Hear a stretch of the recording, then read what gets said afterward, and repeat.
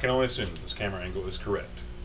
Anyway, this is a response video to D Dime One's tobacco management. Actually, I have to confess, I was unaware of D Dime One's existence until I saw the Wandering Recluse's response video to tobacco management. But this is something that I discovered, I don't know, sometime, and it works extremely well for me. So these are ball jars, screw-on lid jars. What's awesome about these are you can get them in several different flavors, I guess. These are strawberry. I'm just kidding. And the ones that I get are these with the really wide brim, I guess. Wide brim jars. They got a big wide mouth jars, I guess. You see that you can see the circumference of the jar is actually even a little bigger than the cylinder part of the jar itself. So why these are so awesome? Well, two reasons. I use ball jars because, or just like canning jars. I guess they don't have to have that brand name, but this is what we have in Mississippi. In the deep South, this is what we have. And the reason that I use these is because I tend to switch blends just kind of on a whim. And when I get on a blend, I'll smoke the crap out of it until I'm just burnt out on that blend, and then I'll move on to the next one, and then I'll come back and revisit it, years later, months or years later, depending. And so what's convenient about these things are they work really well for long-term storage. If you find yourself, it's been a month or two since you've lit up some, say for example, GLP's Black Point, which has been at least a month since I've lit some of that up. What I do is it's got these little rubber, let me show you. It's got these little rubber, there was already a seal on that one. Little rubber red things inside here, little lip. And what I do is I just wet my finger and run it across that lip, and then take a dry finger and take all the moisture back off of it, so it's just, it's just a wee bit moist.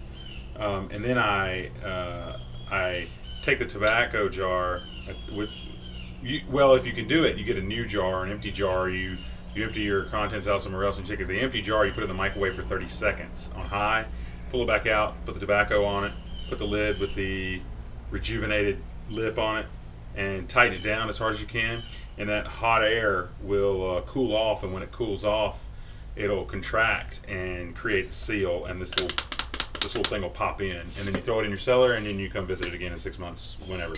But the reason that I buy the wide brims instead of the regular ones, because for years I used the regular ones, is because, and this is Red Rappery, this is going to be I think this is probably going to be my single note song for the summer until I get tired of it, because it is awesome. It's because the wide brim, this is my Pete, allows you to pack your pipe right there off the jar. You can just then go all the way down to the bottom of the jar with your pipe there, you see. And so that makes it extremely convenient when you just have a bunch of these, when you're smoking the blends, not when you're storing the blends. And then it works both ways. And when you start storing them, you just do what I was just telling you: heat up the jar and then go with it. But that's how I store my tobacco, both the blends that I'm smoking currently and blends that I'm not smoking, because it works so well in both stages. And so it's just difficult to do while standing up and holding the jar. Usually I have the jar sitting down on a tabletop or something. But anyway, that's how I do it, man. And it works extremely well. So, and I just, when I put the top back on it, I just give it a tight twist, and it locks it in. It's good to go. And that's how I get it done. I also lose matches and cannot find them. I had them at the beginning of the video. Oh yeah. So anyway, I just thought, that's a good pointer, because I know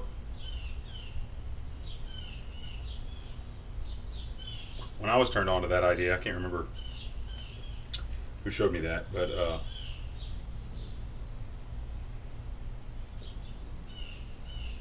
that was a really awesome idea. And it, it has proven itself over and over again. I guess it does lack some luster.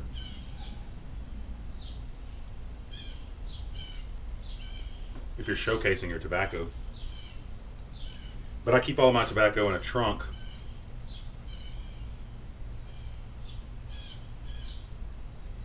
Well, no, can't like this thing. I keep it in a trunk out of the children's reach and out of sight. Not because I'm ashamed of it, because I don't want to build interest for my children. Not that I care if they smoke or not, but I don't want them all of them on tobaccos today. They would just break them. So anyway, that's how I do it. God bless you and I hope you have a wonderful day.